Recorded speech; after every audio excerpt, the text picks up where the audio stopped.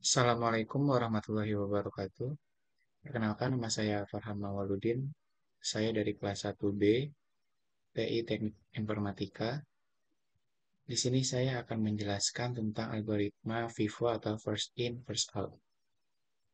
Yang pertama di sini, algoritma FIFO adalah suatu metode pengelolaan atau penyusunan data di dalam suatu struktur data, di mana elemen atau data yang pertama kali masuk ke dalam struktur data akan menjadi yang pertama kali dikeluarkan atau diproses. Kemudian implementasi. Algoritma FIFO digunakan dalam berbagai aplikasi komputasi seperti manajemen memori, manajemen sumber daya, dan antrian pesan. Dalam queue, data yang dimasukkan pertama kali akan dikeluarkan pertama kali. Fungsi algoritma. Yang pertama ada penjadwalan proses, mengatur eksekusi proses berdasarkan urutan kedatangan, manajemen memori, menggantikan halaman terlama saat memori penuh untuk efisiensi penggunaan memori. Yang ketiga ada antrian tugas, mengelola antrian tugas atau operasi secara efisien dalam struktur data queue. Yang keempat ada real-time monitoring, digunakan dalam pemecahan masalah real-time monitoring antrian, memastikan aplikasi antrian sesuai dengan prinsip FIFO. Cara kerja algoritma FIFO berdasarkan prinsip antrian, di mana setiap halaman yang diakses diletakkan di bagian belakang antrian. Ketika memori penuh, halaman yang baru diakses akan menggantikan halaman yang paling lama berada dalam memori.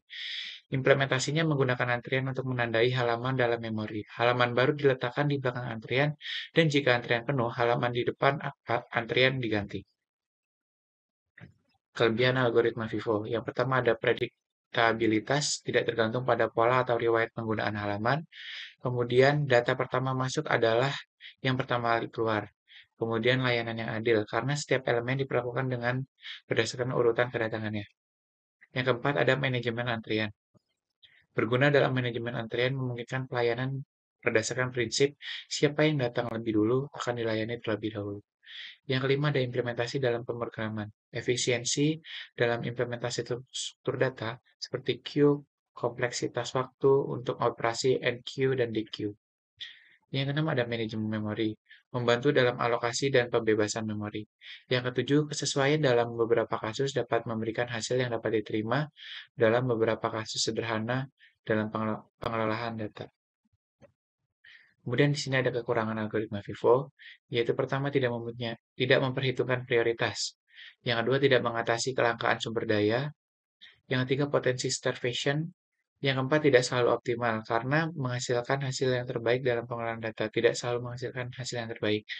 Yang kelima ada kurang efektif dalam situasi kompleks.